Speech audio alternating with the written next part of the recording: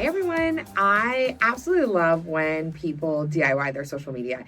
Even though we're a social media agency, we've served hundreds of clients, we've worked with tons of different people, but it is always so cool to see people's individual spins on social, what they're doing, what's working, what's not working. And sometimes just taking like a little bit of an expert eye on something can really make a difference in people's sales and people's visibility and people's messaging. And so today I'm so excited because I'm going to do a bunch of audits of some folks who gave me permission to audit their account and give them some feedback on the things that they're doing just so well, but then also some like small tweaks that they can make so that they can even do better. I'm always so shocked whenever I see someone's social and I'm like, oh, if they just did this like little one thing, it would make such a big difference. So getting to share those is just so fun for me. So I'm so excited to jump right in. The first one that we're going to talk about is our friend Whitney at Woven. Her handle's at shopwoven.ca, and she runs an amazing boutique in the Burlington area, but then does also a lot of online sales. And so I'm pretty familiar with Whitney's brand, so I probably will have a little bit more insight into the feedback, but Whitney's actually doing such a great job already building community. So we're already seeing when we look at her profile that there's a lot of really great things happening. Firstly, a really good one that a lot of people miss is putting the location of their stores or of their businesses. That's something people miss all the time, but people really want to know where it is that you are located. So if you're an online store, making sure your website's up to date. If you're in a brick and mortar, making sure that the address is there. That's a small one. But when we go on the Woven page, you can see that it's super aesthetic, right? Like, she sells the most beautiful clothing. There is just so many beautiful options. You can see that she does a great job of really showing a lot of product photography, as well as she's not afraid to show her face and her team's faces. So they'll often model. And the other thing that's really cool is that Whitney has done a really good job of using her branding for both kind of like static images where, she's doing things like quotes that would really appeal to her audience. And that's what we call like shareable content, right? So someone might be following that and they might say, oh, that's a great quote. I really want to share that with my audience. They might not even, know Whitney, or they might not have ever purchased anything before, but they're resonating with the message. And so they will start to really start to connect with Whitney more online. So yeah, we're definitely seeing that Whitney's doing an awesome job with that. And then we're also seeing that Whitney does a ton in the community, which I definitely know. She runs and goes to lots of events. You can see Woven at a lot of great places. So she does a great job of featuring community events. And that is something that is so underrated on social. So a lot of people, they'll go do things and they don't ever talk about them. I've had many clients where they have awesome, like really cool accomplishments, and they don't talk about them on social because they might think nobody cares, or they might think everybody's seen it. But the truth is that people haven't. And so really making sure that you are like really focusing on what you're doing in the community is awesome. But the second part of that is that people will reshare that. And that is really cool. So a few areas of improvement for Whitney, and like really she's doing a fabulous job. So it's really easy for us to look at this and say, great job, Whitney. But just a few things. So the first thing is in the bio. I would make it even more clear of how you serve people. Effortless style building for the modern woman. That's not totally clear that might be a shop. And so what I would say is, because you have an online presence as well as an in-person presence, really just leaning into that and telling people like, how can they buy from you? So if they see a location, they might say, oh, you might be a personal stylist, or maybe they might think, oh, that's a store in Burlington. I'm not connected to that. But really making it very clear. And I think even some emojis might go a long way in the bio, just to make it a little bit more engaging. She does a great job with her description at the top. Clothing boutique and style studio. That's great for SEO. The Woven probably doesn't need to be in there, right? Because if her username is shopwoven.ca, when you go to her beautiful page, her logo says Woven across it. It is a little bit of overkill just from an SEO perspective. So you just really want to maximize the amount of space you're taking up, and really not have it be everywhere. So we've done this too, where our username would be the social snippet, our subject line would be the social snippet, everywhere in our bio might say the social snippet. You only need that one time. People get it. The other thing is the highlights. That's where I think there is a really cool opportunity. And firstly, the hearts are very cute, but they're a lot on the eyes, right? So, and you can't really actually read what the highlights say. So that's really important, because if people are going to watch highlights, which is the purpose of them, if people are going to watch them, you want them to just be able to jump right in and not have to like really think about it. Really, when we're talking about Instagram, what's important of what we're doing is we're actually not creating like a lot of opportunity for people to think, right? We want people to just go, we want people to follow, we want people to really just make some moves. So I would actually either put underneath, if you love the hearts, I can see why you're married to them, but also just making the text bigger so people know exactly what they're clicking on. And the other thing I will say here is there's two pieces of content that I think I'd love for you to lean into. The first is thought leadership content. I know Whitney pretty well, and so I would say she is like a master in her craft, right? And so with that in mind, making sure you're talking about like, why is it important for someone to have a capsule wardrobe? Why should someone invest in something Canadian made? Why should someone invest in a great blazer for that might be double the price than they would be able to get at the mall? There are reasons behind that, right? And so being able to do that is really helpful. So we want to see some videos of you talking, Whitney. We want to see you talking about what you're up to and any kind of updates that you have. The other thing I would say too is I love on the feed, in the pinned posts, when people have a start here. A start here is a great way for people to actually know exactly what they need to know about you in like 1 minute. So they go right to a start here, they click there, and they're like, oh, this is the type of clothing that Whitney has. This is the kind of things that she's kind of bringing forward. So I love that. And so I think that would really benefit there. Maybe your store hours are there as well. That would be another thing I would pin. You want to have really valuable things there that people will be able to just like look at and get information of. And the last piece, and this is just like a little bonus tip, is I would keep doing what you're doing with your collaborations, but bring it one step further. You're brick and mortar, yes, but you sell nationwide. So if that's the case, who are people that you can collaborate content with so you can get new eyes on your page? That's going to be really important for you as you grow your community, as you continue to build, is finding new partners that you're able to build with. So that is my social media audit in a nutshell for Woven. I'd love to hear what resonated with you, Whitney, and see what you try. And I'm just so excited to get started with the next one.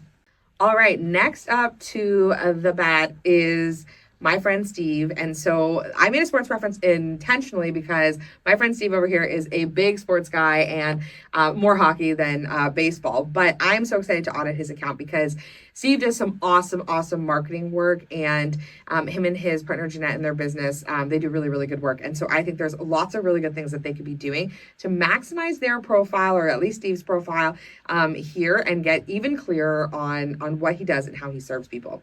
So if you look at Steve's bio, I love initially, right, founder at Space Creators. That's a great start. People know exactly where he's working, what he's doing, what he's building.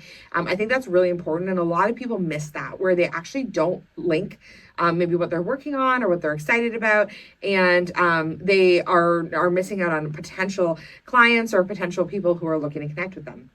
Another thing Steve's done so well is the picture of his face. And, Steve's a good looking dude. He gets to work with that. But the best part about it is that he uses that profile picture everywhere.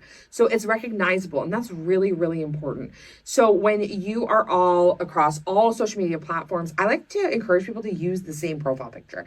That's a hot take. Some people don't like that. But the reason for that is you want to be somebody that people can spot kind of anywhere. I will tell you a personal story very quickly from a time when I did that. I quickly changed my profile picture, and I had a bunch of people reach out to me and notice because I did it across all the platforms. So Steve has a really recognizable face, and you're able to kind of see him across everywhere. So that's great. The other thing that Steve does really well on his platform, which I think is really great, is he's doing a lot of highlighting of some of the great stuff he's working on. So him and his partner Jeanette, they have an awesome marketing podcast. So you're seeing there, like, he's posting clips of his marketing podcast. He's doing a lot of collaborative posts, which are great. Collaborative posts are awesome for growth. But I will say eventually, if you are collaborating, like, for example, like even me and my business partner, we do some collaborative stuff. They're not great for growing ongoing because unless you're both doing different things and, getting a lot of new audience, then you're not seeing any new people. But this is a really great way for them to kind of get bang for their buck. And when they're doing a podcast episode, be able to collab on it. And it makes a great difference. The other thing about Steve that's really great is he does a good job of showing authority on his page. Steve is an exceptional marketer. So even these audits were opt-in and he opted in, which is why I'm doing this. But he's an exceptional marketer. And you can see he talks about, the TikTok ban. Another piece is he talks about an award that they were nominated for, a place that he went to go speak, even the picture of him with a microphone. A lot of these things are great because they are authority builders. So even if people don't know you and they don't know like what you're about or your work, or they haven't seen anything, to see you like on stage with a mic, there is some clout that is given there. If you are nominated for an award, even just talking about it, this is something I see people miss out on all the time, even like local awards. If you are nominated, our team jokes about this, but like Reader's Choice is for a big thing in our area. Like, we take Reader's Choice so seriously. And I know there's a lot of businesses that don't even post about them even winning or being nominated for Reader's Choice. These things are just great authority builders. So Steve does a really awesome job of that, of showing people like, what he is like really about. And people are like learning to trust him right from his page. So where I think there's some opportunities for Steve. So the first one is Steve Entrepreneur. And it's funny, this is ironic because mine says Canadian Entrepreneur, but I run entrepreneurial events, so that's why. But what I would say is there's an opportunity for Steve to actually write some of the things that his agency does, whether that's like ads or it's email marketing. They do websites, they do branding, they do like the most. So even like using that space for that, or if he's like running events or if he's doing other things, like using that space as really good prime real estate where he can actually be searched for some of the things that he does. Similar to other audits, like the Steve there probably isn't necessary, but if he wants to keep it there, that's fine. And I would say the other thing that is going to be like really crucial is his website link is to a website that does not exist anymore because it was an event Steve and I ran a few years ago together. So putting actual space creators or like a personal website there will go a long way. The other piece is, I would say, and this was similar to another audit that I gave recently, is that each of these spaces in our pinned post are opportunities for people to make a choice about following us, right? So if you're going to use that space, you want to make sure you're using it like with a lot of value and intention. So I actually think there's a really good opportunity there for Steve to do an overview of what they do at Space Creators, or like an overview of himself. So whether that's his like vast marketing experience, like what he does, or whether it's, an overview of his podcast and what him and Jeanette do together, overview of services, maybe it's like a mashup of a bunch of clips, maybe it's the cover photo of their podcast, like something that makes it really clear that he's an authority in the space and that he's somebody that you should trust. So just going right to his page and being able to look at that. So I think Steve does an awesome job of really just showing, again, that authority and really, telling people he's a marketer. And really, again, I think it's just about maximizing some of these pieces so that he can use it to actually further his business. I know Instagram's not the place where they get most of their leads, but it could be. And so just keeping that space open and exciting will go a long way. So I would say if I was Steve and I was going to do one thing today, it would definitely be just really focusing on those pinned posts and getting something in there that if somebody sees his profile in 6 seconds, they can make a choice on whether or not they follow him, and bigger than that, whether or not they work with his agency. So great job, Steve. This next one is also really exciting, and this is Staci, and she's actually a member of the Social Business Club. So we love her, and I am also kind of familiar with her business, but she is doing a lot of really good things right, and so that's where I'm going to start. And then there's some few tweaks, like just a few tweaks I think she could make today that would make a big impact on her social media. So the things that Staci does really well is, again, tagging her stuff in the bio, right? So she is putting in the bio what she's working on. She's tagging the businesses. She's like really driving traffic there, which is important. And you can see she has her link tree kind of there as well, so that people can connect with all the different facets. This is important because Staci is using this page as a personal brand.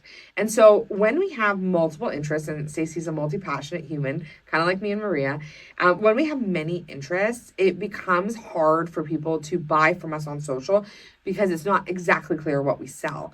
So if, for example, we get this all the time with our social media and podcasting agency, where people will ask us questions about podcasting because they're not like super clear that podcasting is actually something we offer. So with that in mind, really, Staci does a great job of linking all the different things that she's doing.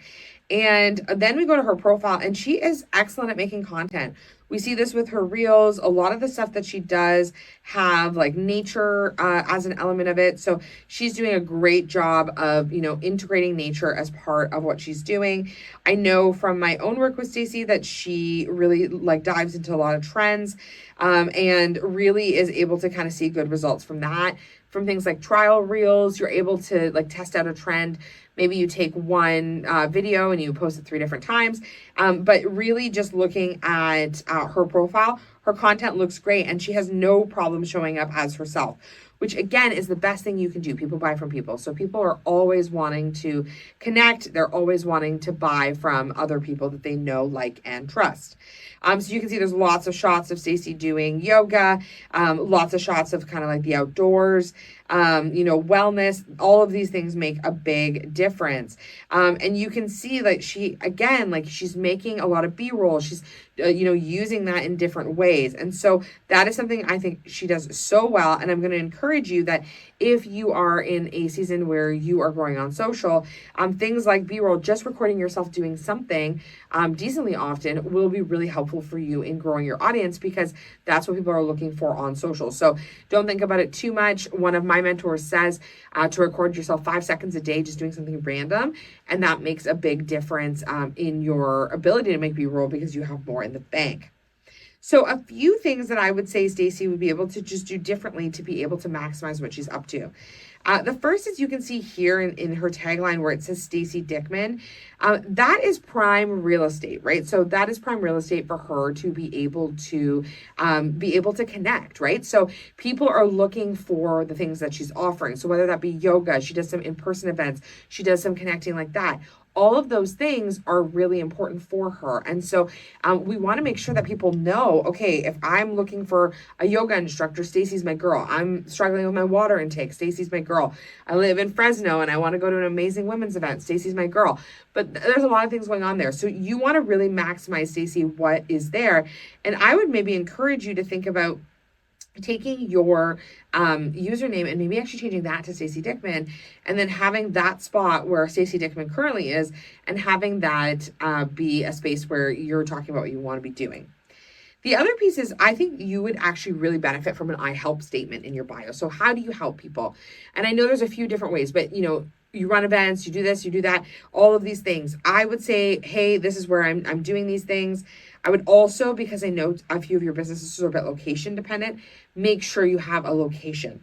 That is something that, again, people miss all the time, but a location makes a big difference, because if somebody's in your community and they want to connect, they have the opportunity to.